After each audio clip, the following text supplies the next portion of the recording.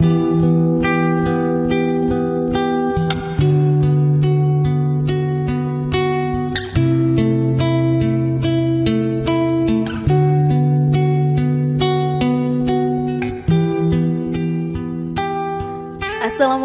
warahmatullahi wabarakatuh. Apa kabar sahabat beriman? Selamat datang di Magenta Islam.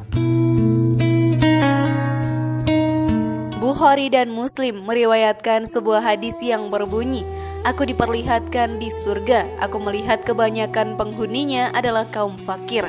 Lalu aku diperlihatkan neraka, aku melihat kebanyakan penghuninya adalah para wanita."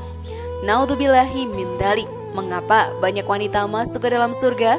Benarkah meskipun rajin sholat ada wanita-wanita yang tetap ditolak untuk masuk surga, sahabat beriman? Lalu apa alasannya? Tonton video ini hingga akhir dan temukan jawabannya. Inilah dia wanita rajin sholat tapi ditolak masuk surga. Ini penyebabnya, versi dari Magenta Islam.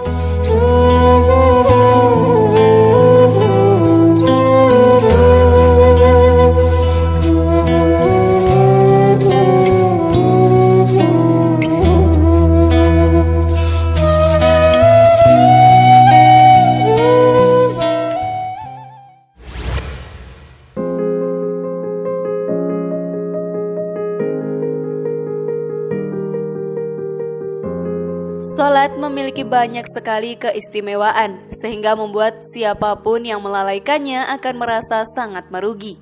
Mengingat surga yang dijanjikan oleh Allah kepada siapa saja yang melaksanakannya. Abu Hurairah radhiyallahu anhu berkata bahwa Rasulullah shallallahu alaihi wasallam bersabda, "Jika seorang wanita mendirikan sholat 5 waktu, memelihara kemaluannya dan menanti suaminya, maka ia akan masuk surga dari pintu manapun yang dikehendakinya." Sholat adalah amal ibadah yang pertama kali diwajibkan oleh Allah Subhanahu wa Ta'ala. Sholat merupakan ibadah yang istimewa dan paling penting dibandingkan ibadah lainnya, sebagaimana dinyatakan Allah dalam firman-Nya. Sesungguhnya sholat itu fardu yang ditentukan waktunya atas orang-orang yang beriman. Quran Surat An-Nisa ayat 103. Namun mungkin saja sholat kita tidak diterima jika kita melakukan hal-hal yang dijelaskan berikut ini. Namun sebelum berlanjut, klik dulu tombol loncengnya ya, supaya kita tetap bertebar syiar melalui channel ini. Mari berbagi pengetahuan dan ilmu yang bermanfaat. Amin ya robbal alamin.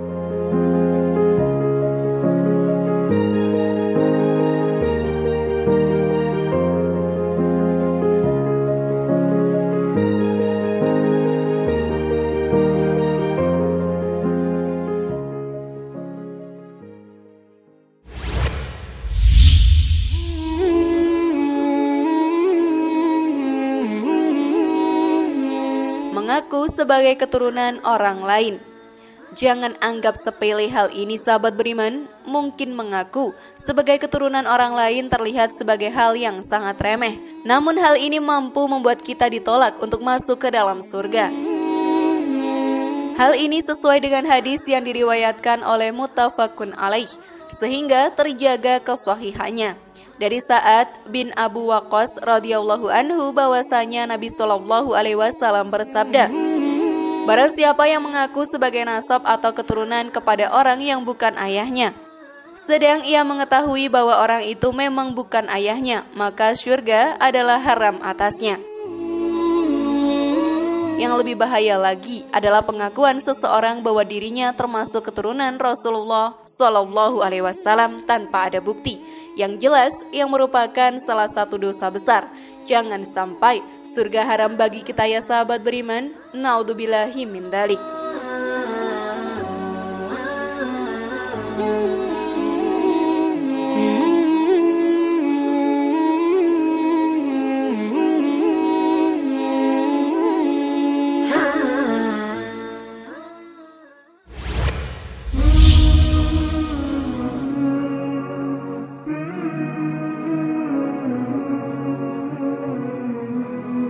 Menemui tukang sihir atau peramal.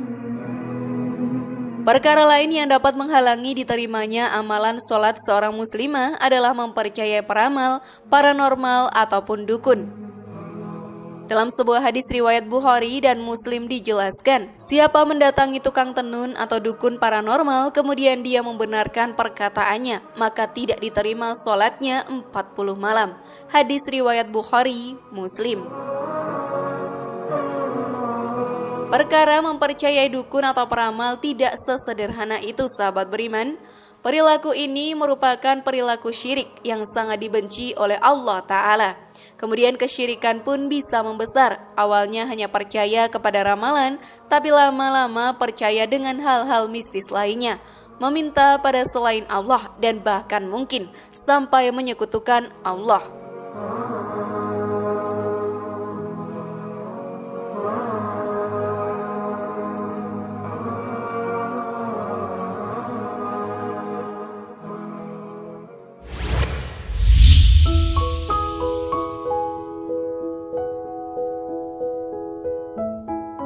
Memutuskan tali silaturahmi dengan saudaranya. Hukum memutuskan silaturahmi dalam Islam adalah haram atau tidak diperbolehkan. Pernyataan tersebut didasarkan pada dalil-dalil ayat Al-Quran dan Al-Hadis. Tak sedikit orang yang memutuskan silaturahmi hanya karena masalah pribadi, misalnya sakit hati, sibuk, berjauhan tempat tinggal, dan sebagainya. Sebenarnya hal tersebut tidak boleh kita lakukan. Padahal memutuskan tali silaturahmi membawa banyak sekali dampak buruk bagi manusia. Pertama, orang-orang yang memutuskan tali silaturahmi dilaknat oleh Allah Ta'ala, sesuai dengan firman Allah pada surat Muhammad ayat 23, yaitu, maka apa kiranya jika kamu berkuasa akan membuat kerusakan di bumi dan memutuskan silaturahmi. Mereka itulah orang-orang yang dilaknat oleh Allah dan ditulikan telinga mereka dan dibutakan mata mereka.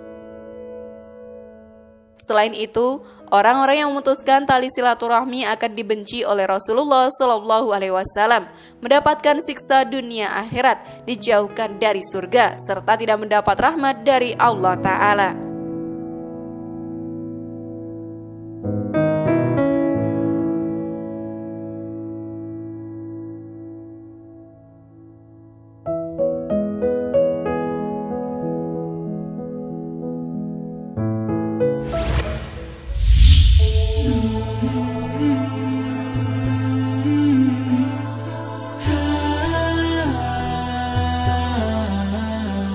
Durhaka pada suami.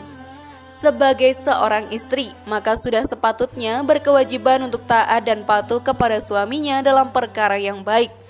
Seorang suami yang baik memang menempati posisi yang lebih tinggi dibandingkan wanita, karena suami adalah seorang pemimpin keluarga dan memiliki beban dan tanggung jawab yang besar.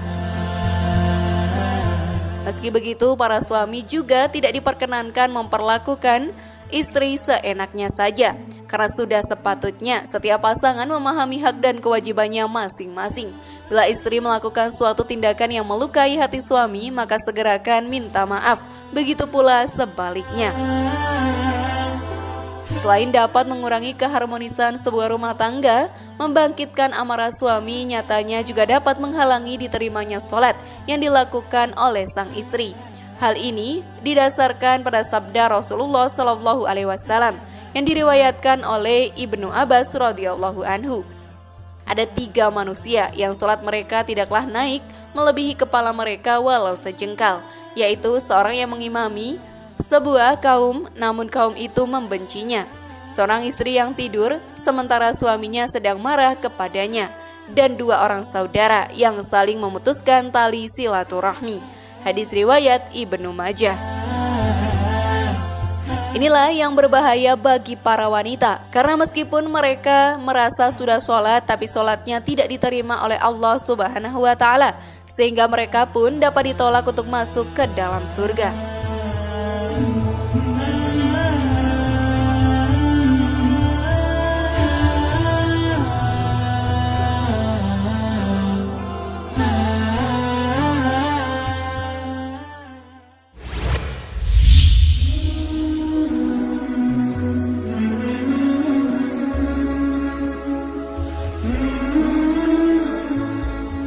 berpakaian tidak sesuai syariat.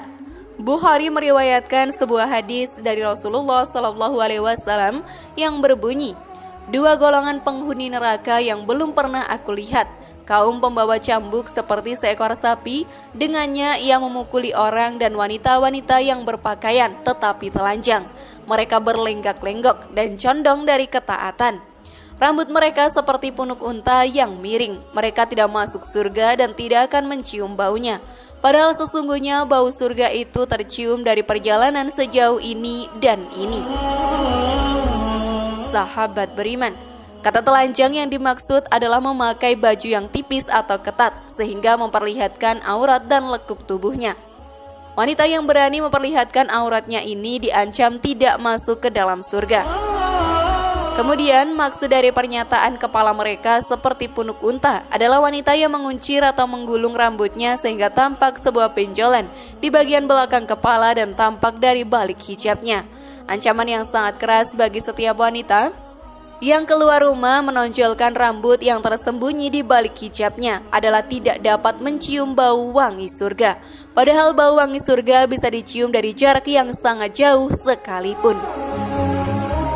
Bukan hanya hadis ini saja yang mensyariatkan tentang cara berpakaian untuk wanita.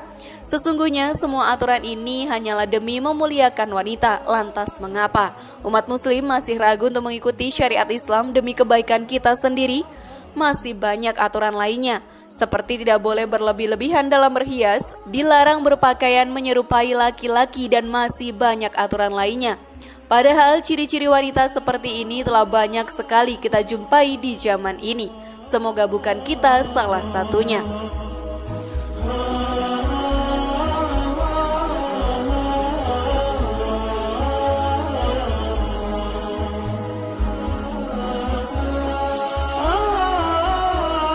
Sahabat beriman, adakah hal lain yang menjamin wanita tertolak masuk surga? Masihkah kalian bingung? Semoga informasi tadi bermanfaat ya dan membuat kita berpikir lebih bijak. Mari bangun Magenta Islam ini dengan cara klik tombol subscribe, like, share, dan aktifkan tombol loncengnya. Wassalamualaikum warahmatullahi wabarakatuh. Dan jangan lupa tonton video yang lainnya ya.